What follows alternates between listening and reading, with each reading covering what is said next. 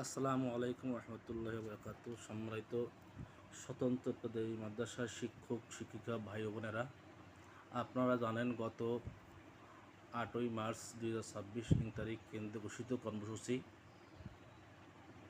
আগামী 15ই এপ্রিল রোজ বুধবার সকাল 11 ঘটিকায় সারা বাংলাদেশের সকল জেলা প্রশাসকের কার্যালয়ের সামনে মানববন্ধন করে মাননীয় প্রধানমন্ত্রী মাননীয় শিক্ষামন্ত্রী বরাবর স্মারকলিপি প্রদান করা হবে জেলা প্রশাসকের মাধ্যমে।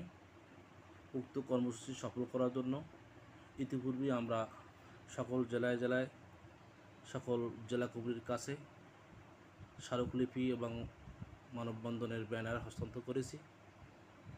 তারই ধারাবাহিকতায় কার্যক্রম চলমান অব্যাহত আছে। আগামীকাল মানববন্ধন সফল করার জন্য সমস্ত কার্যক্রম প্রস্তুতি চলছে। এরই ভিতরে কিছু স্বার্থান্বেষী ব্যক্তি স্বার্থ রক্ষা করার জন্য উক্ত কর্মসূচিকে বানচাল করার জন্য বিভিন্ন রকম বক্তব্য, ফোনে শিক্ষকদের সাথে যোগাযোগ এবং লেখনী দিয়ে যাচ্ছে। আমি মনে করি ব্যক্তি স্বার্থর চেয়ে সংগঠন বড়। সংগঠনের চেয়ে শিক্ষকদের সম্মান মর্যাদা অনেক বেশি।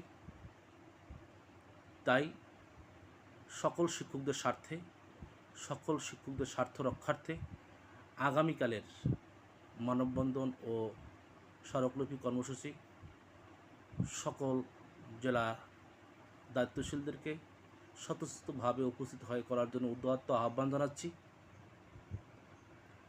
আপনারা দেখেছেন গত 8ই মার্চ আমরা কর্মসূচি দিয়েছিলাম কেন্দ্র ঘোষিত যে 1 এপ্রিল থেকে 7ই এপ্রিল পর্যন্ত সারা দেশের সকল সংখ্যা সদস্যদেরকে স্মারকলিপি প্রদান করা হবে। তারই ধারাবাহিকতায় সারা দেশে প্রায় 70% স্মারকলিপি মাননীয় সংসদ সদস্যদের কাছে